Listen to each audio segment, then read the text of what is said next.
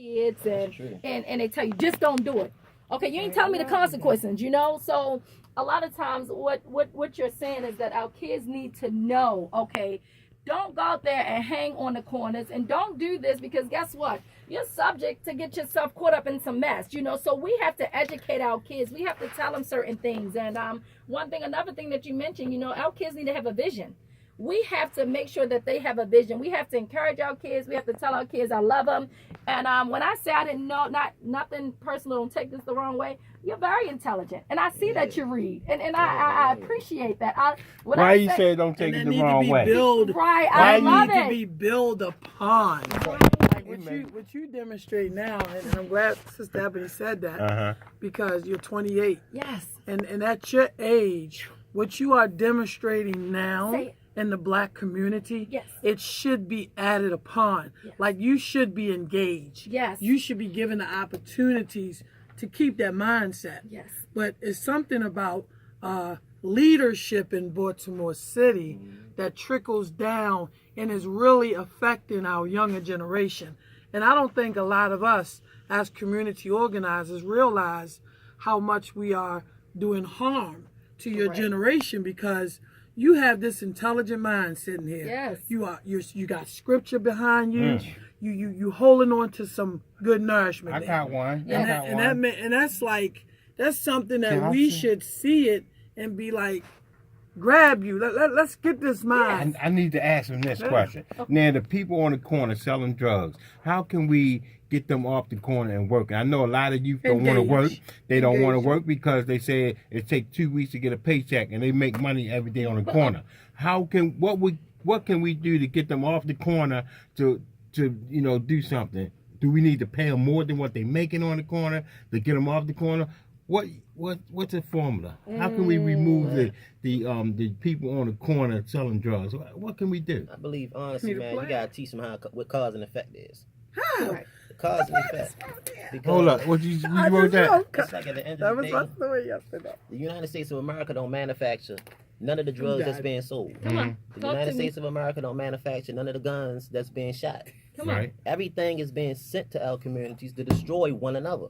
See, if people know that, understand cause and effect, so what's the cause for them to make us destroy each other? Wow. Because the cause is, man, if we constantly destroy each other as black men and women, and even as children, then therefore you're going to have a fallen race. And so, you know what? Look at you guys. Look at what's going on. The Spanish is where blacks once were working for certain things. And whereas though, if we don't get it together as a black race, the black race is going to be gone. It's going to be gone. It's like the men, and we have over 2,500 black men dead. Oh, don't say that. It's the truth. That's what the stat report says in Baltimore. And that's not worldwide. This is just Baltimore City. Since 2007 to 2017, over 2,500 black men murdered in this city. So we have to see the bigger picture, you know, and it's sad to say that in the city that we're living in, and yes, we love our city is beautiful. However, we have to fix some things. We have to change some things. And when I say change some things, change a lot of things, even as far as and I'll say this to the Daily Deserve. You know, we have a lot of stores out here, and nothing personal to the Koreans or anything, but they're selling our young ladies the nice Brazilian hair and selling our kids machine guns. Something have to give. Something have to give, right? And we don't see the bigger picture that we're killing each other. We don't see the bigger picture that a mother have to go through the nonsense of burying their child. I know. Like this you mom. know, they say the children supposed to bury the mother, not the mother supposed to Right, Larry, it's the sad. child, Don't nobody understand that. See, I'm gonna tell you. You heard that this, before? Right? Yeah, I understand it, right? You I got an old understand spirit. Yes, he does. I'm gonna say this, right? And Miss Ebony know this, right? But I got locked up at 19. I did 8 years. I just came home, and I ain't been home a year yet. I've been home for 10 months. Since I've been home, I do motivational speaking. I do inspirational leadership classes with the youth in the community, though. You know what I'm saying? If I run across the youth, I'm willing to teach them something.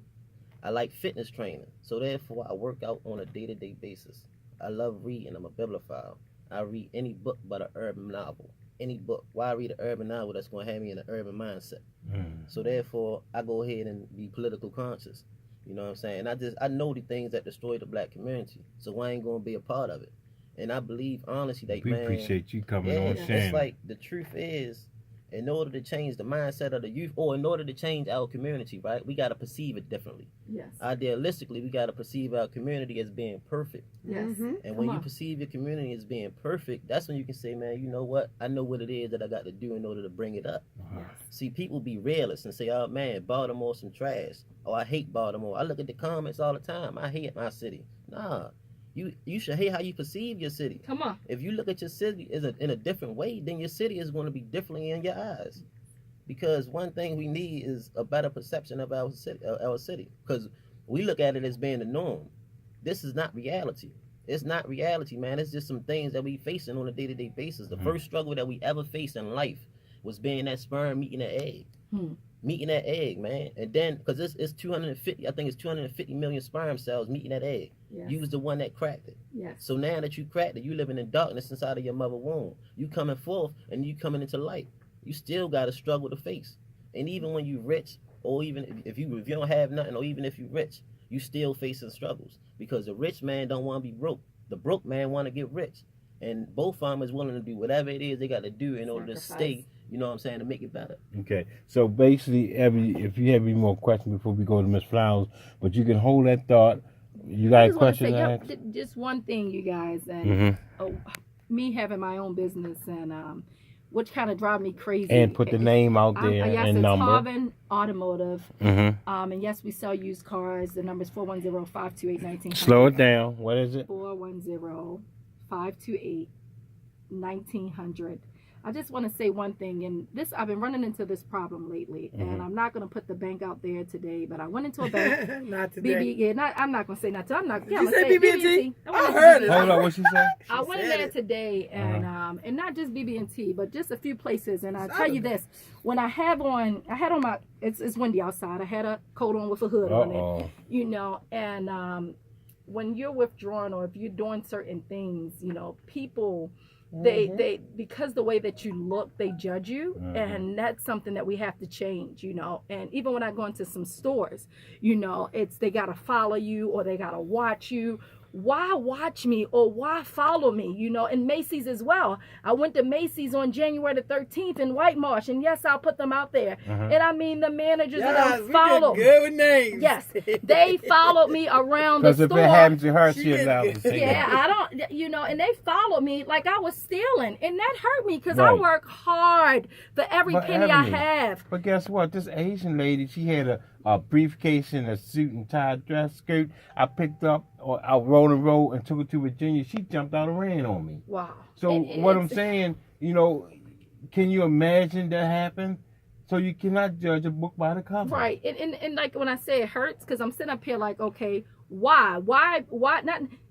I just imagine, and I said all of that to say, I imagine what our kids go through. Right. You know, they don't give our kids a chance to show their potentials. They may look at our kids and say, okay, he looked like he's this, or he looked like he's about to commit a crime, or he looked like this. But we have to stop that. We have to judge each individual according to their own actions. Case by case. Right. You know, my thing is I trust you till you give me a reason not to trust you. Right. Okay, you give me a reason not to trust you, then I'm not going to trust you. Don't But get in my cab with your hat pulled down over your eyes and all. Why you gonna get in the cab? I said, man, you can't get in here like that. He said, this ain't no bank. I said, it is a bank.